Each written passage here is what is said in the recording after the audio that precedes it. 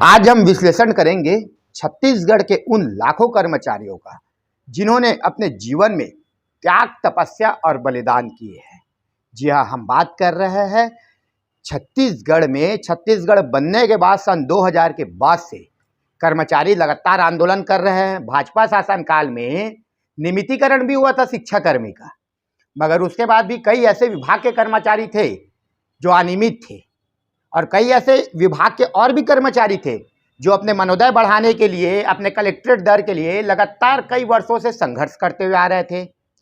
सन 2018 के चुनाव के पहले में छत्तीसगढ़ में जब भाजपा सरकार था तो उस समय कांग्रेस सरकार ने अपने जो बड़े बड़े नेता थे, जैसे हम बात कर सकते हैं मोहन मरकाम जी का, दीपक बैज जी का, स्वयं भूपेश बघेल जी का, उन्होंने कर्मचारियों के आंदोलन में गए और कर्मचारियों को समर्थन दिया और साथ ही उन्होंने कहा कि अगर हमारी कांग्रेस की सरकार बनती है तो 10 दिनों में हम जो भी आप लोग के वादे हैं उसको पूर्ण करेंगे।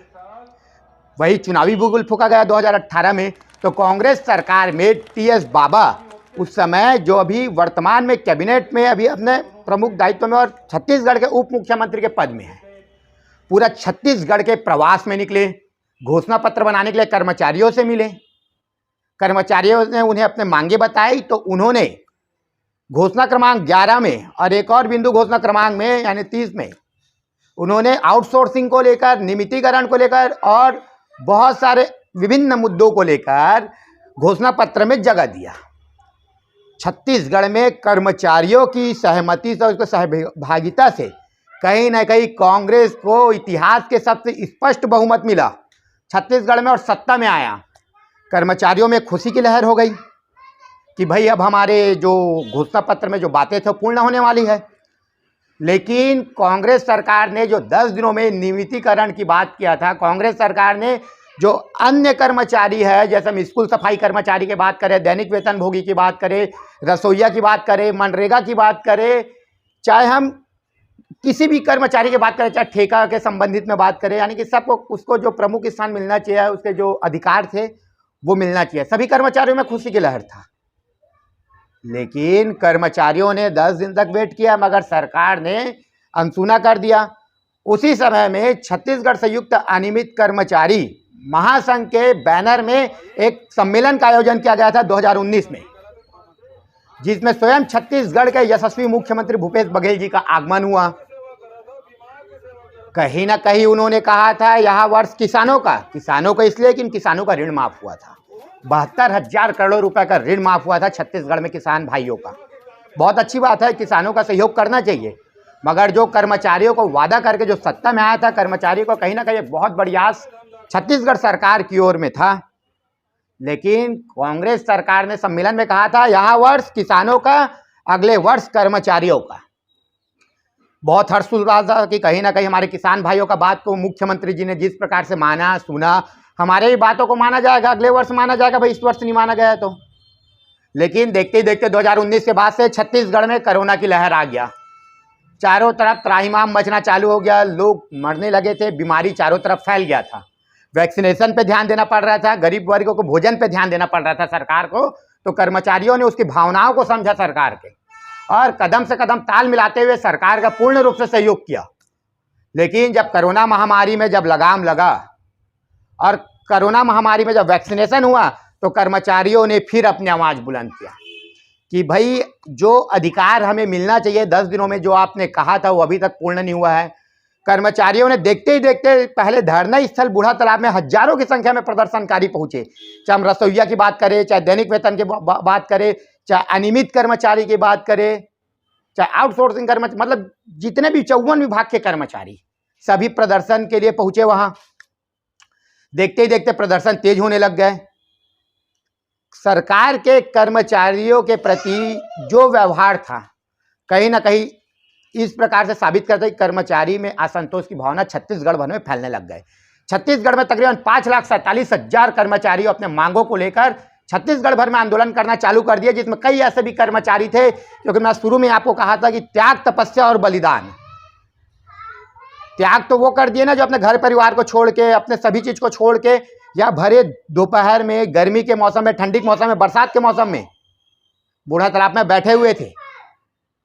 और बलिदान की बात इसलिए कर रहा हूं कि कई ऐसे कर्मचारी थे, विद्युत से संबंधित अन्य कर्मचारी, जिनका स्वर्गवास हुआ था, जिनके परिवार आज 2 वक्त के रोटी के लिए मोहताज है।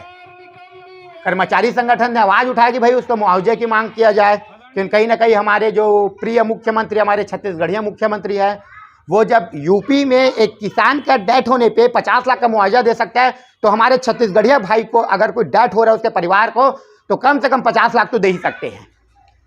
मगर देखा गया कि इस प्रकार तो पूर्ण तो इसको भी नहीं देखा गया। और वही छटनी की बात किया गया था। छत्तीसगढ़ में हजारों की संख्या में कर्मचारियों का छटनी किया गया। स्कूल सफाई कर्मचारी अंशकालीन अपने मांगों को लेकर 180 दिनों तक गर्मी, ठंडी, बरसात धरना स्थल बूढ़ा तालाब में बैठे हुए थे। लगातार न्यूज सीजी 24 ने सभी कर्मचारियों के मुद्दों को उठाया। मुद्दा उठाने के बाद हमने सरकार के कई बार कैबिनेट मंत्रियों से भी बात करने की कोशिश की, अधिकारियों से बात करने की कोशिश की, तो कहीं ना कहीं जवाब हम लोग को गोलमोल ही मिला था उस समय। फिर हम बात करते हैं, अब हम आगे चलते हैं कर्मचारी की ओर। कर्मचारियों ने सन 2021 से आंदोलन, 21 के लास्ट आखिरी मतलब 22 में फिर आंदोलन चालू किए। देखते ही देखते आंदोलन बहुत तीव्रता से फैलने लग गया। सरकार भी बैकफुट पे नजर आई। सरकार ने अपने मंत्रिमंडल के कई सदस्यों को, चाहे हम कवासी लखमा की बात करें, चाहे अन्य किसी नेता की बात करें, उन्होंने कर्मचारी नेताओं के पास आया और बातचीत करके कई धरना प्रदर्शन को खत्म करवाया। कर्मचारियों के जो थोड़े थोड़े पेमेंट में, मैं बताना चाहता हूँ आपको, स्कूल सफाई कर्मचारियों का पहले 1500 रुपये पेमेंट होता था, जो आज अभी 2300 रुपये पेमेंट है। और आज ही मुख्यमंत्री भूपेश बघेल जी ने 500 रुपये बढ़ाने की ओर घोषणा किया है, 2800 रुपये। एक गैस सिलेंडर का दाम की भी बात करते हैं हम, तो गैस सिलेंडर 1175 रुपये करीब का आता है। पेट्रोल 102 रुपये लीटर है, डीजल 95 रुपये लीटर है। और टमाटर का रेट बताने की कोई ज़रूरत नहीं है कि कितना है मार्केट में। जहां आम जनता भूखे मरने की नौबत में आ चुका है, वही सरकार द्वारा हमारे कर्मचारी भाइयों को 1500 रुपये, 1800 रुपये, 2300 रुपये। अब जैसे आप देख सकते हो, छत्तीसगढ़ में विहान कर्मचारी 99,000 की संख्या है, 1500 रुपये उसकी सैलरी है। रसोईया 1500 रुपये, उसका ही बढ़ाया गया, 1800 किया गया, फिर बढ़ाया गया, आज और 500 रुपये बढ़ाया गया है। विभिन्न संगठन अपने आवाज को बुलंद करने के लिए लगातार धरना स्थल बूढ़ा तालाब में डटे हुए थे। और कहीं ना कहीं सरकार ने यहाँ कहते हुए बूढ़ा तालाब से धरना स्थल को शिफ्ट करके तूता भेज दिया गया कि भाई यहाँ जाम लग रहा है, लोगों को परेशानी हो रहा है। कर्मचारियों ने इसका विरोध भी किया, लेकिन क्या कह सकते इसमें भी, धरना स्थल तूता में गए। छत्तीसगढ़ संयुक्त अनियमित कर्मचारी महासंघ के द्वारा लगातार विरोध प्रदर्शन किया जा रहा था। विरोध प्रदर्शन करते करते उन लोगों की जो कमेटी था वो मुख्यमंत्री के निज सचिव तक पहुंचे बात करने के लिए। कहीं ना कहीं आश्वासन भी मिला। इसके अलावा भी जो अन्य संगठन है, विभिन्न संगठन है छत्तीसगढ़ में, लगभग 54 संगठन है छत्तीसगढ़ में, लगभग 5.5 लाख कर्मचारी, जिसमें कई कर्मचारी ऐसे थे जिसके मांगों को बजट सत्र में जो सहायिका है, आंगनबाड़ी और आंगनबाड़ी सहायिका, उसका पेमेंट में वृद्धि हुआ था, वो लोग खुश हो गए। बहुत अच्छी बात है करना, लेकिन जो बाकी कर्मचारी है जिसके लिए आप वादा किए थे वो अभी तक पूर्ण नहीं हुआ है। छत्तीसगढ़ के भाजपा के प्रदेश अध्यक्ष अरुण साव जी कर्मचारियों से मिले। रमन सिंह जी जो पूर्व में 3 बार के मुख्यमंत्री है, छत्तीसगढ़ के कर्मचारियों से जाके तूता में मिले। उन्हें आश्वासन दिया कि अगर 2023 के विधानसभा चुनाव में अगर हमारी सत्ता आती है तो कर्मचारियों की मांगों पर विचार किया जाएगा और उसको घोषणा पत्र में शामिल किया जाएगा। कहीं ना कहीं छत्तीसगढ़ के प्रदेश अध्यक्ष अरुण साव जी, जो वर्तमान में भाजपा के सांसद भी और प्रदेश अध्यक्ष भी है, उन्होंने अपने ट्विटर में कहा था कि भाई हम मांगों को घोषणा पत्र में रखेंगे और हमारी सरकार आते इस पर काम करेंगे। क्योंकि 2018 के चुनाव के पहले में भूपेश बघेल जी ने अपने साफ साफ अपने ट्विटर में लिखा है कि अगर हमारी सत्ता आती है तो हम कर्मचारियों के लिए नियमितीकरण हो या कोई भी अन्य चीज हो उसको करेंगे, जो भी उसके वाजिब मामले हो या जो भी उसके वाजिब मांगे हो उसको पूर्ण करेंगे। लेकिन देखा गया कि सरकार ने जो वादे किए थे, जो ट्विटर में लिखे थे, जो कर्मचारियों की अहम भूमिका से लगभग 67 विधानसभा में एमएलए बनाए थे। स्वयं भूपेश बघेल जी मुख्यमंत्री बने, लेकिन कहीं ना कहीं कर्मचारी अपने आप को छला हुआ महसूस कर रहे हैं और कर्मचारियों को बेसब्री से इंतजार था। आज छत्तीसगढ़ में 15 अगस्त में कहीं ना कहीं कर्मचारियों को ये उम्मीद था कि सरकार हमें नियमितीकरण की घोषणा करेंगे, बहुत सारे अन्य चीज़ों में घोषणा करेंगे, मगर अभी तक इस प्रकार की कोई भी चीज़ नहीं आया। आज भूपेश बघेल जी ने 15 अगस्त में 15 घोषणाएं की है, कर्मचारियों के लिए वेतन वृद्धि भी की है, बहुत अच्छी बात है।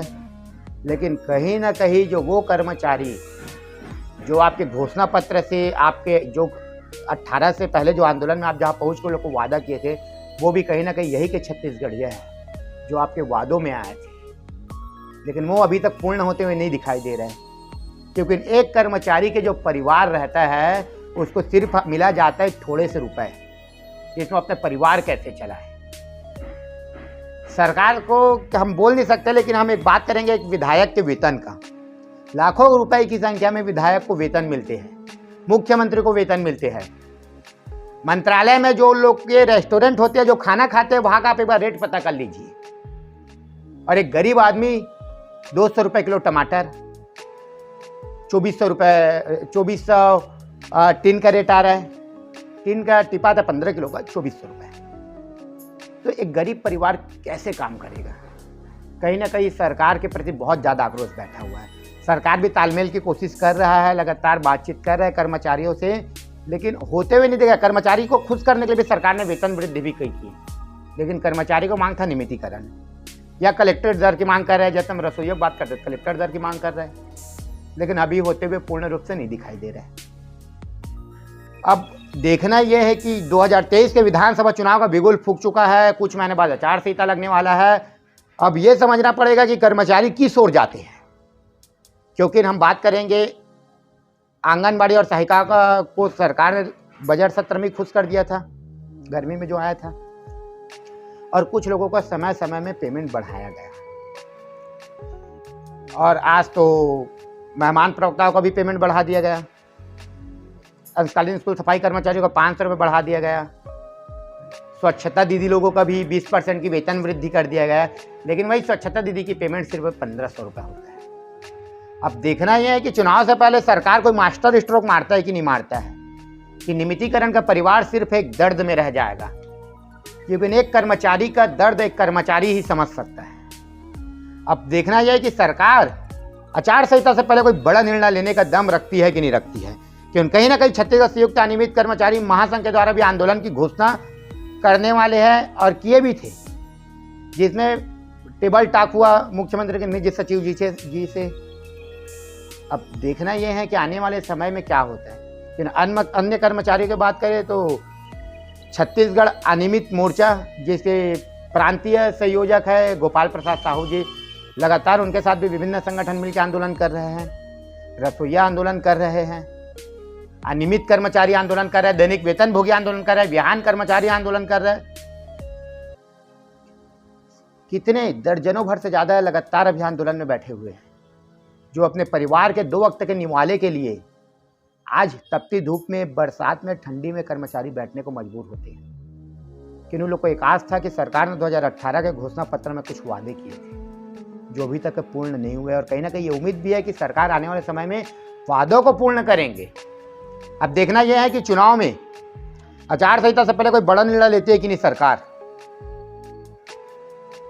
आप सभी बने रहिए न्यूज़ CG 24 में संजय शर्मा के साथ, और साथ ही आप सभी से यह मैं निवेदन करता हूँ, आग्रह करता हूँ कि आप सभी के लिए हम जो मेहनत करते हैं, हमारी टीम मेहनत करती है कवरेज में, लगातार तूता में हमारे जो टीम के रिपोर्टर्स पहुँच रहे हैं, जो हम इतना मेहनत करके आप लोगों के आवाज़ को उठाते हैं, तो उसके बदले हम सिर्फ आपसे यही आग्रह और निवेदन करते हैं कि आप सिर्फ न्यूज़ CG 24 के जो अभी चैनल को आप देख रहे हो उसको सब्सक्राइब कर दीजिए और बेल आइकॉन को क्लिक कर दीजिए। और हमारे जो भी न्यूज़ आता है अपने कर्मचारियों से संबंधित या अन्य न्यूज़, लेकिन मैं बात करूंगा कर्मचारियों की, तो कर्मचारियों को आप लोग शेयर जरूर कीजिए। आप विभागों में मत बटिए कि उन सभी कर्मचारी एक होते हैं। शेयर करोगे तो आप लोग की मांग ज़्यादा से ज़्यादा सरकार तक पहुँचेगी। आप सभी का मैं बहुत बहुत धन्यवाद और आभार व्यक्त करता हूँ, और 76वें स्वतंत्रता दिवस की आप सबको मैं ढेरों बधाई और शुभकामनाएं देते हूँ।